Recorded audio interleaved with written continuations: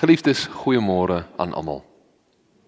En baie welkom by vanoggend se erediens, ons 5de diens van hierdie Pinksterreeks, voordat ons dan hierdie Sondag tot Pinksterfees inbeweeg. Wat 'n voorreg dat ons as gemeente saam kan besin oor die betekenis van die uitstorting van die Heilige Gees, maar dat ons daardeur ook altyd herinner sal word, maar dit wat ons herdenk, is nie iets wat lank terug gebeur het nie. Dis iets wat vandag steeds gebeur en waartoe dit ons in die toekoms inroep. So ja, geliefdes, baie welkom. Daar sal ook lekker koffie en tee na verloop van die erediens wees en met hierdie koue wil ek vir elkeen van julle sê, welgedaan, dat julle wel besluit het om kerk toe te kom en nie eerder by die huis te bly en die diens aanlyn te kyk nie. Maar geliefdes, kom ons word stil. Ek gaan 'n geleentheid gee dat ons tot die Here keer waar ons werklik ons harte tot ruste kan bring en dan gaan ek vir ons opendeer 'n gebed.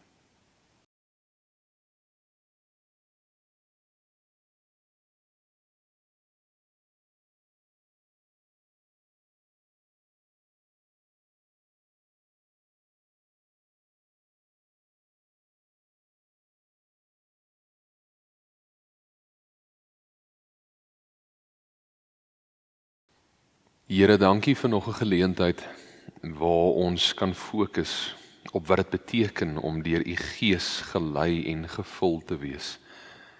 Wat dit beteken dat U Gees nie net van tyd tot tyd na ons toe kom en ons gebruik nie, maar Here 'n vaste woning in ons het. Waartoe dit ons roep, tot watter hoogtes dit ons lei. Die insig wat dit vir ons kom gee. En hoe dit ook vir ons die moontlikheid oordra om as U kinders in U koninkryk te leef. Help asseblief dat ons vandag sal besin oor wat dit werklik beteken om as werkers in U koninkryk op te tree. Maar Here, ook so waarheen ons beweeg, waarna ons kyk en dit waarvoor ons so opgewonde is. Dankie vir die liefde en die genade wat U vir ons wys. Dankie vir die vrymoedigheid wat ons nou het, deur U Gees, dat ons U kan nader. En Here, dankie ook vir die kere wat ons nie weet wat om te sê nie, waar ons woorde baie kere kort val van dit wat in ons harte aangaan, waar U woord getuig, maar Here, die Gees dra dit oor na U toe. Nog voordat ons dit kan dink, weet U wat aangaan. Dankie vir die nabyheid, Here. Dankie vir die leiding. Dankie vir die opoffering wat U vir ons aan die kruis gemaak het. En help asseblief dat die waarheid van dit alles ons sal roep tot 'n nuwe lewe in U naam. Amen. Geliefdes, ek dink elkeen van julle wat vandag hier inskakel, of dit nou die persone is wie dalk bietjie later deur middel van die internet die diens gaan kyk, ken my nou al goed genoeg om te weet, ek is eintlik baie lief daarvoor om 'n erediens te begin deur 'n vraag te vra. En ek gaan vandag presies dieselfde doen. Maar ek het gedink, wat 'n perfekte geleentheid om vir julle dalk net te verduidelik, hoekom is ek so lief daarvoor? Hoekom doen ek dit omtrent met amper elke liewe erediens? Tydens my studies was daar 'n spesifieke lektor gewees, ek en hy het baie goed oor die weg gekom. En ek het een van my tesisse ook onder hom gedoen. En hy het 'n liefde gehad om ons as studente allerhande vrae oor ons geloof en ons verhouding met die Here te vra. En dit was in 'n humoristiese styl gedoen, ons het lekker saam gelag, ons het die tyd geniet. Maar as ek nou eerlik moet wees, hy het 'n vermoë gehad, ek dink ons was 4de en 5de jaar, was ons by hom gewees. Hy het 'n vermoë gehad om ons wat darm nou al ietsie weet, amper klaar met ons studies, so dom as moontlik te laat voel. Hy het die doeteenvoudigste vrae gevra, en dan slaan ons net stom, of soos die Engels sê, dan slaan ons blank. Ons weet nie wat om te antwoord nie. Maar tog was daar soveel waarde agter elkeen van sy vrae gewees. Hy het ons vertel, maar die rede waarom hy ons so uitdaag, waarom hy ons so uitprobeer vang, was omdat hy wou gehad het ons moes dink oor ons verhouding met die Here. Ons moenie net aanvaar nie, ons moenie net blindeliks glo nie. Ons moet bietjie dieper gaan delf. Ons moet weet waarom ons sekere dinge glo. En indien ons dalk nie tot 'n konkrete antwoord kan kom nie, moet ons darm 'n beter verstaan daarvan hê. Hy het vra in een se verhouding met God nie net aanvaar nie, hy het dit aangemoedig. Want as ons vra, beteken dit nie noodwendig dat ons nie glo nie, of dat ons nou moeilik probeer wees, of moedswillig is nie, glad nie. Dit beteken, indien dit uit die regte gesindheid gedoen word, dat ek genoeg omgee oor my geloof, dat ek moeite wil doen en wil vra, want ek probeer sin maak van die komplekshede van God drie-enig en die pad wat ons saam met hom stap.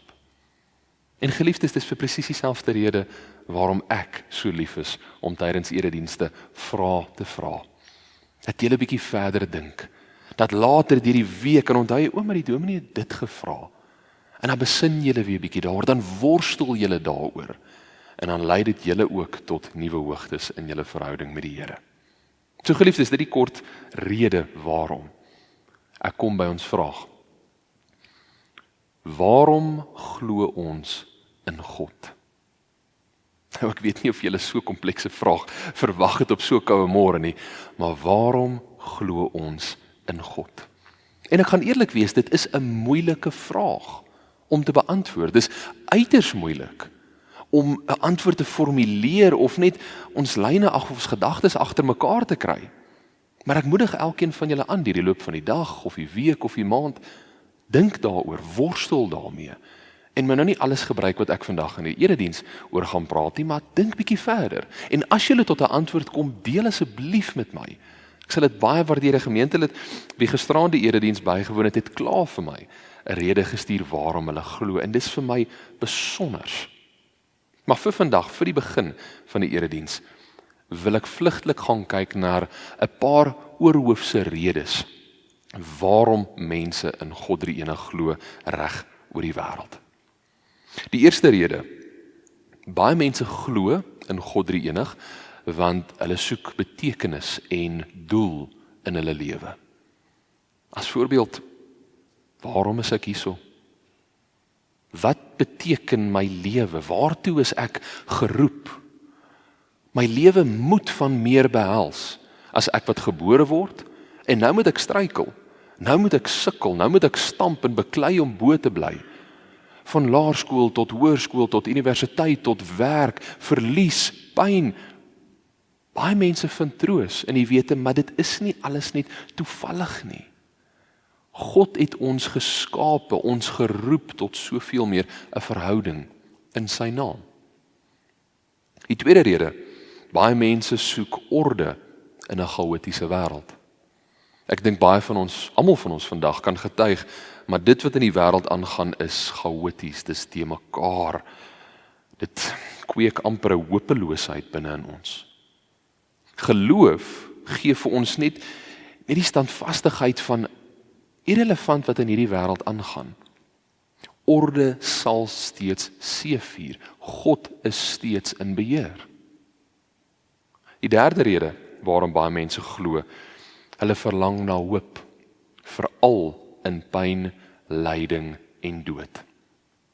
Seker een van die grootste vrae waarmee mensdom al van die begin van tyd af worstel is, waarom is daar pyn, verlies en die werklikheid van die dood? Geloof bied vir ons die hoop aan dat lyding het nie die finale woord nie. Maar daar is vir ons hoop, daar is vir ons iets meer. En dit is in Jesus Christus wat vir ons aan die kruis gesterf het, wag daar vir ons 'n ewige lewe. Dit gee duidelikheid oor die nou. Vierde rede, mense is geneig om intelligensie raak te sien agter die groter skepping. As voorbeeld, ons aanskou dit wat God aan mekaar geweef het. Ons kyk na die kompleksiteit van ons as mens, sy kinders. Biologie, wetenskap, die lys gaan aan, en dan kan ons nie net sê, maar ag, alles is net per toeval nie. Nee, dis amper asof daar 'n groter skepper, 'n intelligente ontwerper agter dit alles is. Baie mense beskryf dit as hulle God se skepping, sy gansheid aanskou. Dan is dit amper asof sy handtekening oral na vore kom, 'n goue lyntjie wat alles verbind om te wys, maar hy het alles geskape. Die vyfde rede waarom baie mense glo, opvoeding.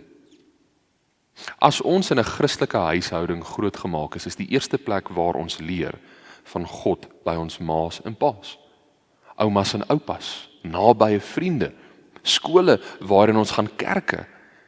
En vir baie mense is dit die rede waarom hulle glo, maar ek is so grootgemaak en daar's absoluut niks verkeerd daarmee nie, inteendeel, dis wonderlik. Dit moet net verder ondersoek word. Die 6de en die laaste rede oor hoekom baie mense in God glo, let wel, daar is nog baie ander, dis net wat ek nou gaan deel. Persoonlike ervarings met God.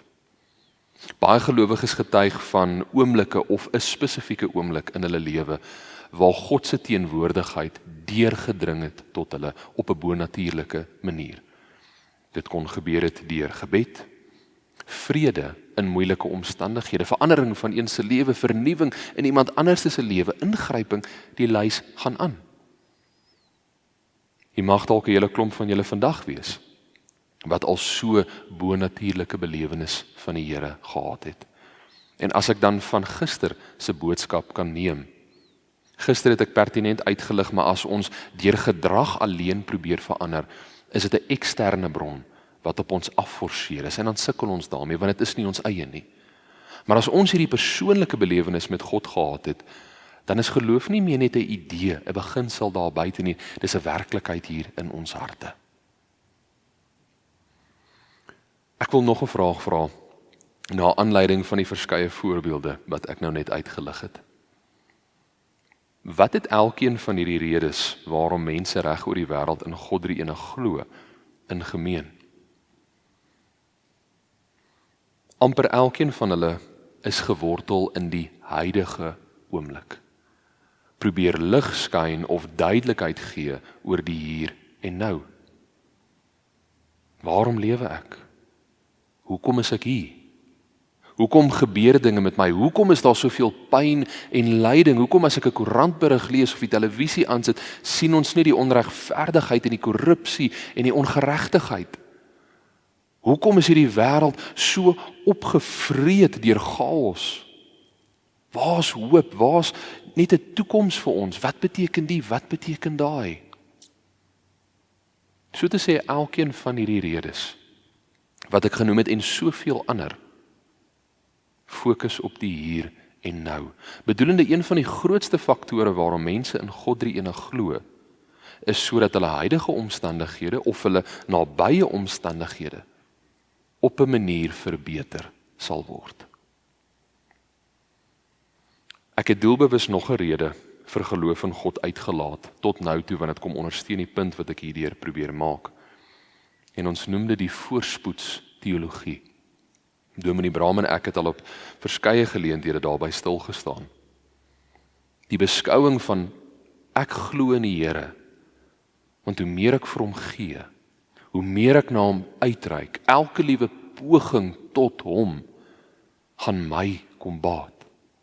Ek gaan iets daaruit kry, my lewe gaan daardeur verryk word, of dit nou finansiëel is, of dit op 'n gesondheidsvlak, die lys gaan aan. Baie mense glo in die Here met die hoop, maar hoe meer ek vir hom doen, hoe meer sal hy terugdoen in die oomblik nou. Geliefdes, is dit die enigste rede waarom ons in God glo? Net vir die hier en nou. Is die enigste rede waarom ons kies om 'n pad saam met die Here te stap, sodat ons antwoorde sal hê oor die wat en die waarom en die hoekom. Paulus, die persoon wat meeste van die Nuwe Testamentiese literatuur geskryf het, het iets baie belangriks hieroor te sê gehad. Ek lees vir ons 1 Korintiërs 15 vers 19. Dit sê: As ons net vir hierdie lewe ons hoop op Christus vestig, is ons die bejammeringswaardigste van alle mense. Ek wil dit graag uit die boodskapvertaling ook lees. Ek weet nie baie mense is nie ten gunste van die boodskapvertaling nie, maar met hierdie spesifieke vers dra dit vir my op 'n baie mooi manier oor. Dit sê: As Christendom net iets beteken terwyl ons nog op hierdie aarde is en daar vir ons niks meer oor is daarna nie, is ons 'n hopelose spul mense vir wie ander net baie jammer kan voel. Harde woorde. Dit laat ons nou bevraagteken, maar soveel van wat dit beteken om 'n pad saam met die Here te stap, sê Paulus nou, maar die mense moet eintlik maar dan vir ons jammer kry. Hy kom maak die punt baie duidelik, maar ons glo nie net vir die hier en nou nie. Hy lig pertinent uit, maar om in 'n verhouding met God te wees behels van soveel meer as duidelikheid en sekerheid en antwoorde op die wat en die waarom en die hoekom van die lewe van vandag. Inteendeel, Paulus het nog ietsie te sê oor hierdie soektog, hierdie honger in die mens om altyd 'n antwoord vir alles te hê, om altyd te wil weet hoekom. 1 Korintiërs 13 vers 12, dit sê: Nou kyk ons nog in 'n dowwe spieël en sien 'n raaiselagtige beeld. Maar eendag sal ons alles sien soos dit werklik is. Nou ken ek net gedeeltelik, maar eendag sal ek ten volle ken soos God my ten volle ken. Jou geliefdes, hier moet ek vir 'n oomblik net stil staan en net bietjie konteks gee. In die Bybelse tye, veral in die tyd wat Paulus hierdie geskryf het, was daar nie iets soos 'n spieël gewees waarin ons elke dag seker maak, maar die hare is netjies en alles is mooi nie. Dit het nie bestaan nie. Wat hulle gehad het, was metaal. En hulle sou metaal gevat het en met 'n hamer of 'n soortgelyke voorwerp dit geslaan het, om dit so dun as moontlik en so verspreid as moontlik te kry. En dan het hulle, verskoon die Engels, elbow grease gevat. En hulle daai ding gevryf en gepoleer tot hulle nie meer kon nie, tot daar iets van 'n refleksie sigbaar was. Nou ek wil hê julle moet gou vir 'n oomblik dink. 'n Stuk metaal wat plat geslaan is, wat gevryf en gepoleer is, gaan 'n mens veel kan sien daarin. Ek dink nie so nie. 'n Mens gaan bietjie die uitlyne van 'n mens se liggaam kan sien. Mens sal dalk tot 'n sekere mate kan sien, maar dis die kleurhare wat ek het. Maar die kleur oë en hoe mense glimlag lyk en sulke tipe goed, die fynere detail was verlore. Wat Paulus probeer sê deur hierdie teks is die rede waarom ons glo moet nie alleenlik gewortel wees in die antwoorde en die sekerheid van alles hier en nou nie. Want baie van hierdie dinge in die lewe is soos ons wat in hierdie verdobbe spieël kyk. Ons gaan nie sin daarvan kan maak nie. Maar Paulus probeer ons gerusstel en sê, maar dis ook oukei. Eendag sal ons kan. Maar vir nou vertrou op die Here. Moenie nou alles probeer uitmaak nie. Jy kyk in 'n verdowwe spieël. So geliefdes, as ons verhouding met God dan nie net gerig is op die hier en nou. As ons verhouding met God nie net daar is vir die verbetering van my eie omstandighede, vir duidelikheid en sekerheid nie, wat meer is daar? Waarop meer moet ons verhouding met God rig? Op die afwagting van môre. Op die belofte van ons Here, ons Verlosser, dat hy weer aarde toe sal kom. Sy wederkoms. Ek lees vir ons 'n pragtige gedeelte uit Titus 2 vers 11 tot 14. Die genade van God wat verlossing bring, het immers aan alle mense verskyn. Dit voed ons op om die goddelose leefwyse en wêreldse begeerlikhede te laat vaar en met selfbeheersing, opregtheid en godsvrug in die teenswoordige wêreld te lewe. Terwyl ons uitsien na die gelukkige dag wat ons verwag. Op daardie dag sal die heerlikheid van ons groote God en Verlosser Jesus Christus verskyn. Hy het homself vir ons as offer gegee om ons van alle ongeregtigheid vry te maak en ons van sonde te reinig, sodat ons sy volk kan wees wat ywerig is om die goeie te doen. Die teks kom spreek eintlik van soveel dinge en ek wens ek kon deur dit alles gaan, maar ongelukkig is daar nie genoeg tyd nie. Maar die gedeelte begin deur basies te sê, deur die genade van God kan ons nou hierdie nuwe lewe in hom leef. Dit sluit aan by wat Dominee Braam en ek met die vorige eredienste van die Pinksterreeks uitgelig het. Maar terselfdertyd lig hy ook 'n belangrike beginsel uit. 'n Groot gedeelte van ons verhouding met God is gevestig en gewortel in die hier en nou. Maar wag, Paulus het ons nou vroeër gesê, maar nee, die wie julle hoop op die Here plaas vir die hier en nou is verkeerd. Dis nie wat Paulus gesê het nie. Hy het gesê, die wie julle hoop in die Here plaas, alleenlik vir die hier en nou, is verkeerd. Want dit behels van soveel meer, daar is meer hoop, daar is 'n toekomsverwagting vir ons. En dit is dat die Here sal weer terugkom.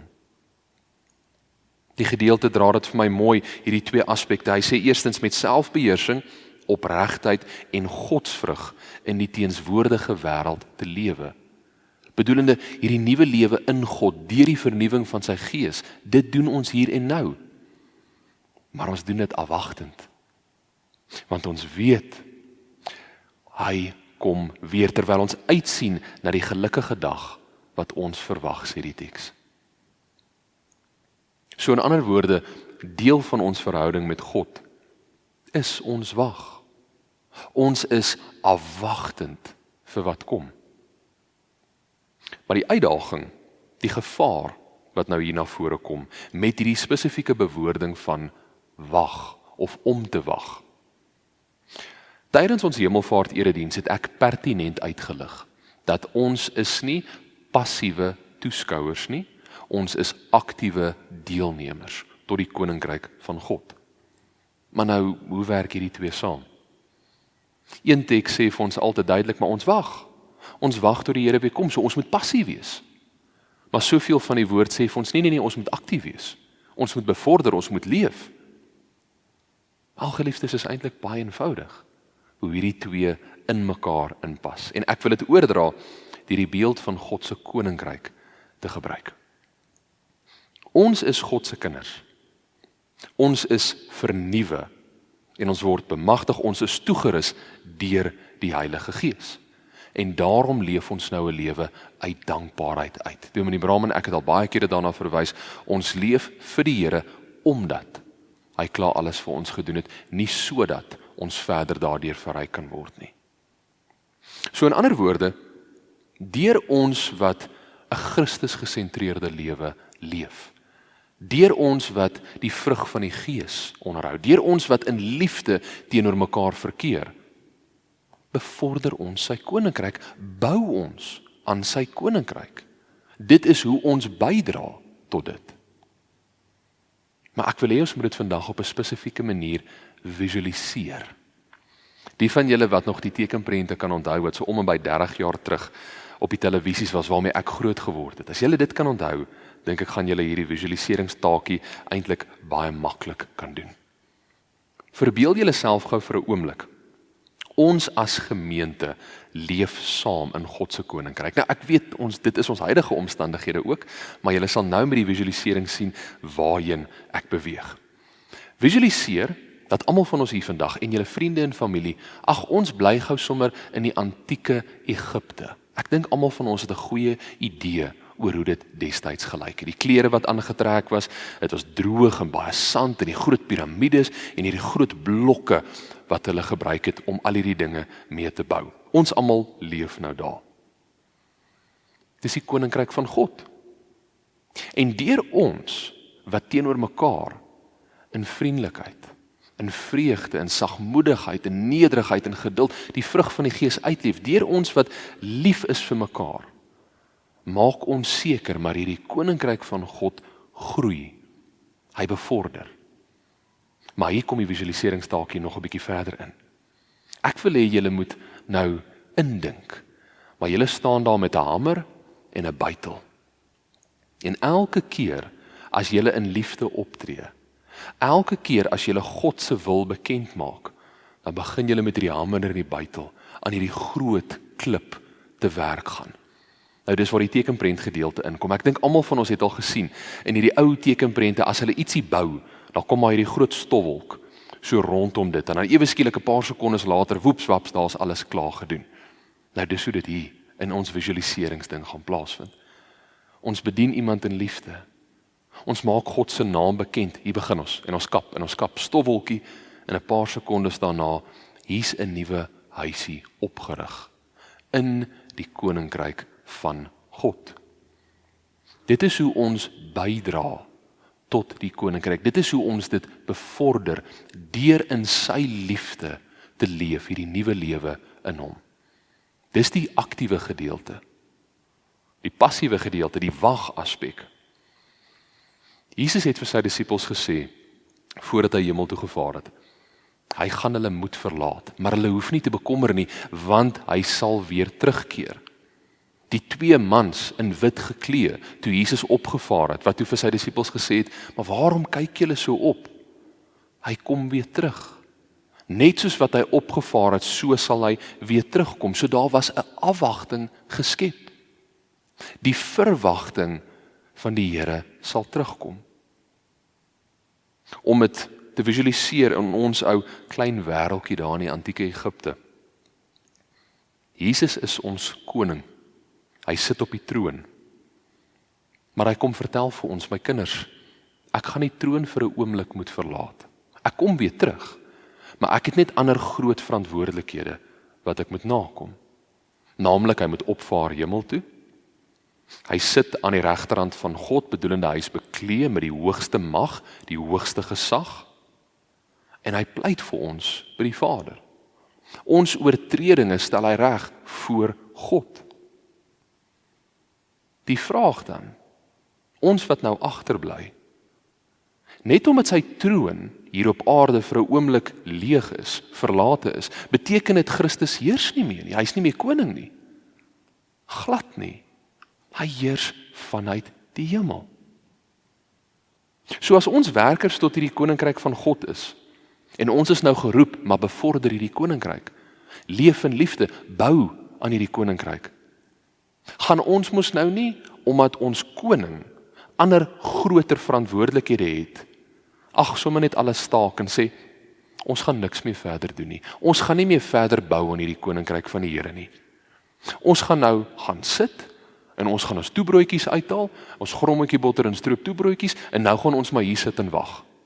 Ons wag nou maar tot eendag wat die Here nou weer terug is, dan sal ons verder weer werk. Nee, dit gaan nie ons mentaliteit wees nie.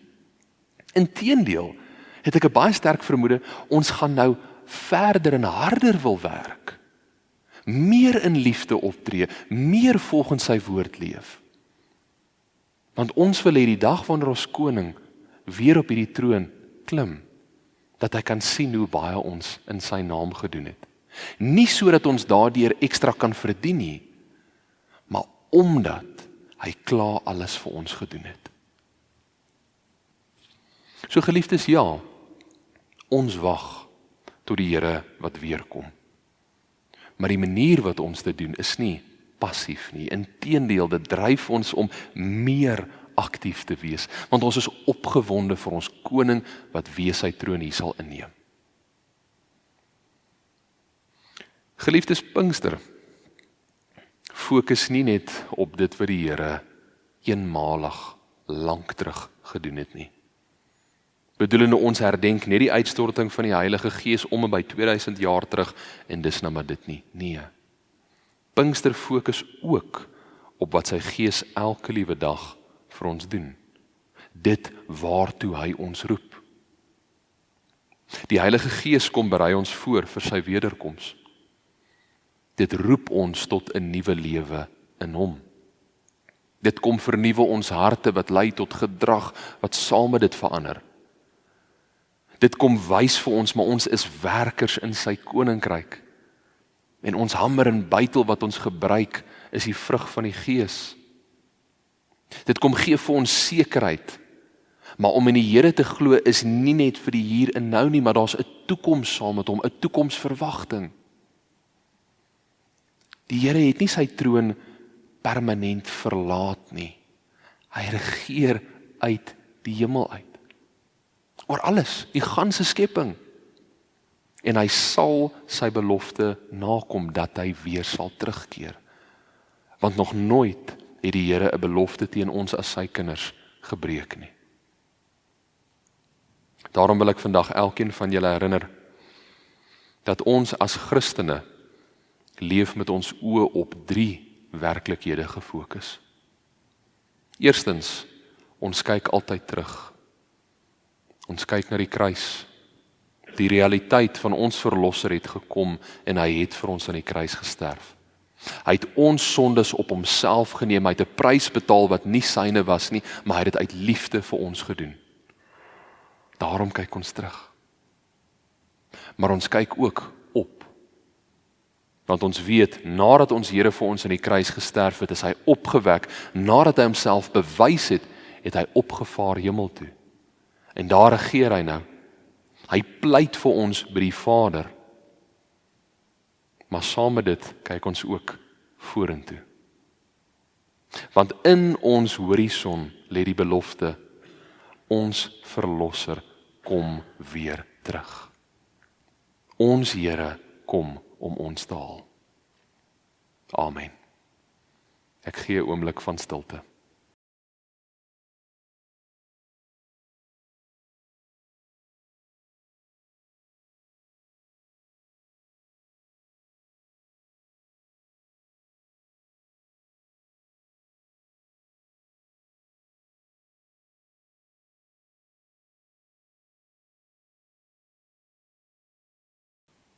Here, dankie vir die Gees wat nou hier binne ons woon.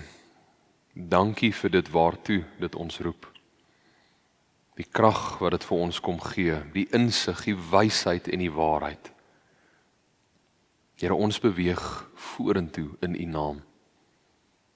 Ons het nou 'n verantwoordelikheid van U ontvang om te leef as U kinders. Dat U koninkryk sal groei. Dat elke knie sal buig en elke tong sal getuig van wie U is en wat U vir ons gedoen het. Here, ons is opgewonde vir wanneer U terugkom. Ons dankie vir die prys wat U vir ons betaal het. Die ewigheid wat U saam met ons gaan spandeer vir alles wat U elke dag vir ons kom doen. Here, ons verdien absoluut niks hiervan nie. Maar steeds oorweldig U ons. En daarvoor dank ons U en ons vra asseblief, Here, dat ons harte altyd vernuwe sal wees en dat ons daardeur 'n lewe sal leef wat getuig van U is ons waarheid. Ons kyk terug na U kruis, ons kyk op waar U vir ons pleit, maar ons kyk vorentoe, wetend U kom weer. Ons dankie, Here. Amen. Geliefdes, ontvang die seën van die Here. Die genade van ons Here Jesus Christus en die liefde van God ons Vader en die teenwoordigheid van die Heilige Gees wat in elkeen van ons leef, sal julle lei en julle versterk tot in lengte van dae. Amen.